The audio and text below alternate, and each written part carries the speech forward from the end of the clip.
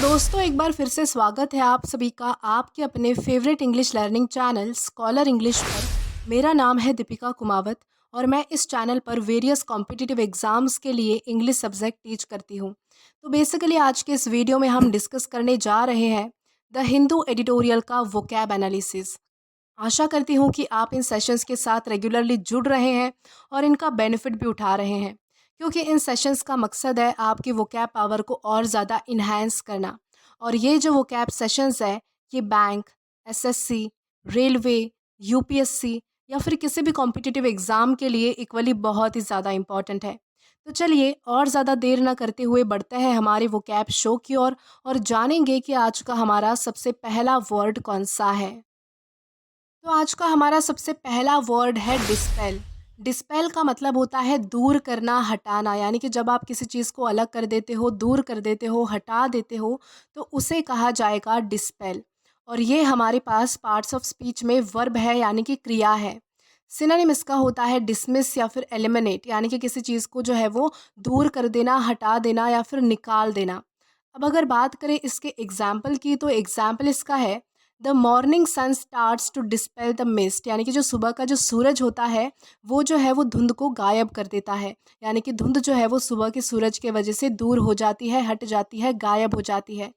तो इस कॉन्टेक्स्ट में हम जो है वो डिस्पेल इस वर्ड का अलग अलग सेंटेंसेस में यूज़ कर सकते हैं।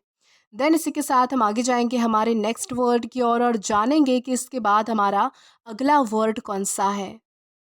तो इसके बाद हमारा अगला वर्ड है स्केल डाउन। स्केल डाउन का मतलब होता है घटाना या फिर कम करना, यानी कि जब भी आप किसी चीज़ को कम करते हो या फिर घटा देते हो तो उसे कहा जाएगा स्केल डाउन। और ये हमारे पास पार्ट्स ऑफ स्पीच में एग्जेक्टिव है, यानी कि विशेषण है। सिनोनिम इसका होता है मिनिमाइज। मिनिमाइज का मतलब होता है किसी चीज़ को कम कर देना। अब अगर बात करें इसके एग्जाम्पल की, तो एग्जाम्पल इसका है we decided to scale down menu for the party, यानी कि हमने ये तय किया, हमने ये डिसाइड किया कि हम जो है वो पार्टी के लिए मेन्यू को जो है वो थोड़ा कम करेंगे, यानी कि घटा देंगे, मिनिमाइज कर देंगे। तो इस कॉन्टेक्स्ट में हम जो है वो स्केल डाउन इस एग्जेक्टिव का अलग अलग सेंटेंसेस में यूज़ कर सकते हैं। देन इसी के साथ हम आगे बढ़ेंगे हमारे नेक्स्ट वर्ड की ओर और जानेंगे कि इसके बाद हमारा अगला वर्ड कौन सा है। तो इसके बाद हमारा अगला वर्ड है प्रूडेंट। प्रूडेंट का मतलब होता है विवेकपूर्ण या फिर समझदार, यानी कि फ्यूचर का सोचकर कोई काम करना। यानी कि जब भी आप समझदारी दिखाते हो, आगे के लिए कुछ सोचकर कोई काम करते हो, फ्यूचर के लिए कोई काम करते हो, तो उसे कहा जाएगा प्रूडेंट। और ये हमारे पास पार्ट्स ऑफ स्पीच में एग्जेक्टिव है, यानी कि विशेषण है। सिनोनिम इसका होता है वाइस या फिर सेंसिबल। वाइस का मतलब होता है समझदार, सेंसिबल का मतलब होता है विवेकपूर्ण। अब अगर बात करें इसके एग्जाम्पल की, तो एग्जाम्पल इसका है it is prudent to save a portion of your income for emergencies, यानी कि ये बहुत ही समझदारी वाला काम है अगर आप अपनी कमाई में से थोड़ा सा हिस्सा जो है वो एमरजेंसीज के लिए बचा के रखते हैं तो इस कॉन्टेक्स्ट में हम जो है वो प्रूडेंट इस वर्ड का अलग अलग सेंटेंसेस में यूज़ कर सकते हैं। देन इसी के साथ हम आगे बढ़ेंगे हमारे नेक्स्ट वर्ड की ओर। तो इसके बाद हमारा अगला वर्ड है परमिसिबल।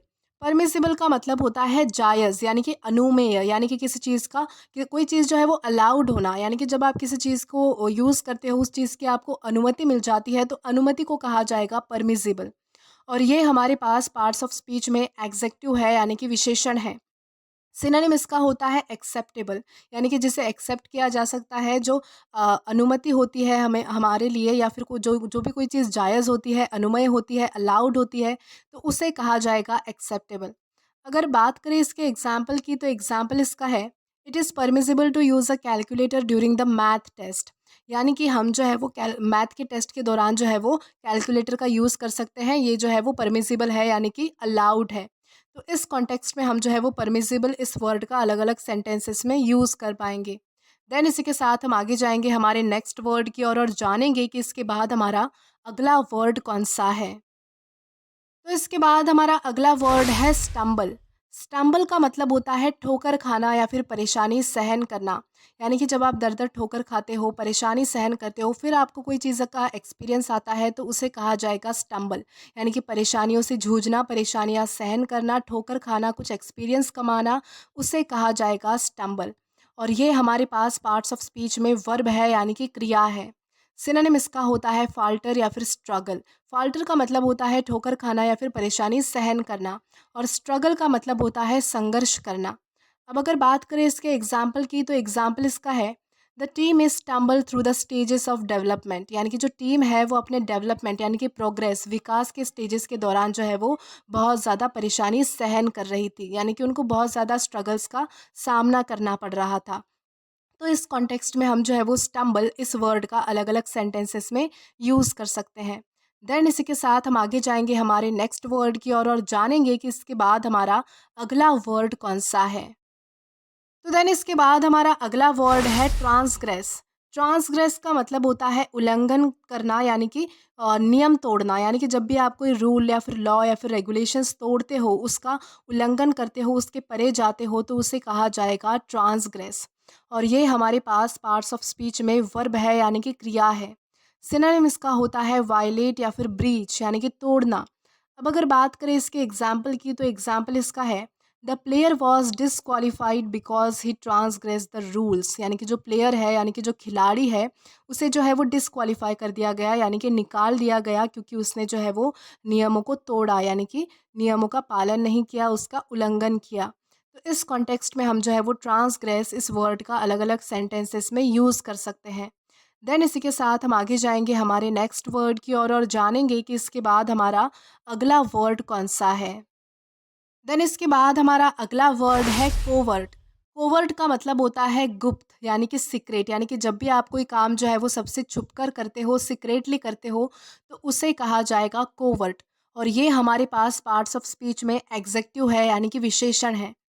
सिनोनिम इसका होता है सीक्रेट या फिर हिडन, यानी कि गुप्त या फिर छुपा हुआ।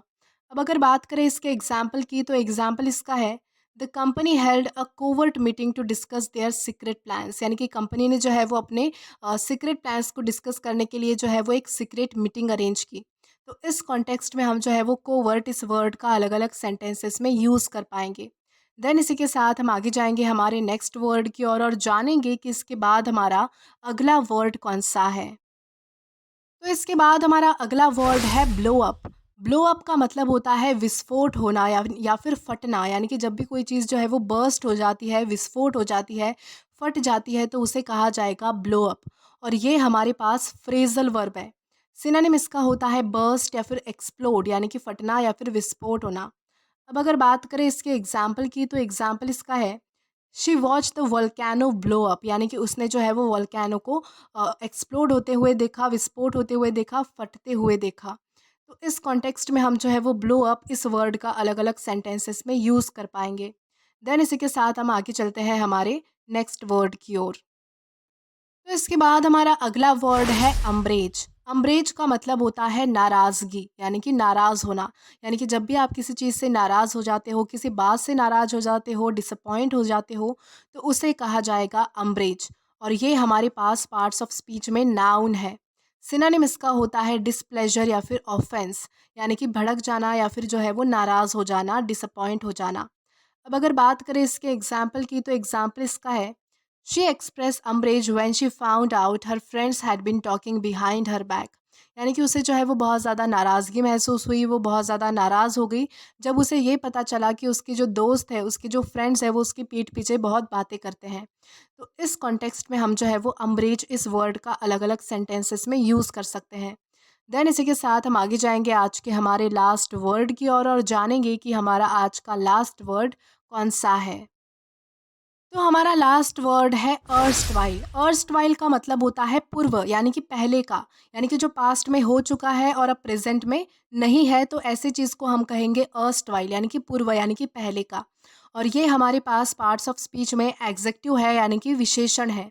सिनोनिम इसका होता है फॉर्मर या फिर प्रीवियस, यानी कि पहले का या फिर पूर्व। अब अगर बात करें इसके एग्जाम्पल की, तो एग्जाम्पल इसका है the erstwhile miss world crown the new miss world, यानी कि जो पहले वाली जो मिस वर्ल्ड थी, यानी कि जो पहले रह चुकी मिस वर्ल्ड थी, उसने जो है वो नई आने वाली मिस वर्ल्ड को क्राउन किया, यानी कि वो जो मिस वर्ल्ड का जो ताज होता है वो पहनाया। तो इस कॉन्टेक्स्ट में हम जो है वो अर्स्टवाइल इस वर्ड का अलग अलग सेंटेंसेस में यूज़ कर सकते हैं। तो दोस्तों आज के लिए बस इतना ही। आज के इस क्लास का पीडीएफ आप हमारे टेलीग्राम चैनल के थ्रू एक्सेस कर सकते हैं। और अगर आपने अभी तक हमारा टेलीग्राम चैनल ज्वाइन नहीं किया है तो टेलीग्राम पर English with Deepika Kumawat search करके या फिर डिस्क्रिप्शन में दिए गए लिंक के थ्रू डायरेक्ट आप हमारा टेलीग्राम चैनल ज्वाइन कर सकते हैं, ताकि आप वीडियो से रिलेटेड कभी भी कोई भी अपडेट मिस ना करें। और अगर आपको आज का ये वीडियो पसंद आया है तो do like this video, subscribe the channel and share as much as you can. और अगर आपने इससे पहले वाले वीडियोस नहीं देखे हैं तो यहाँ पर मैंने एक प्लेलिस्ट प्रोवाइड की है, जहाँ पर आप क्लिक करके वो सभी पहले वाले वीडियोस भी एक्सप्लोर कर सकते हैं और देख सकते हैं। Till then keep learning. Thank you.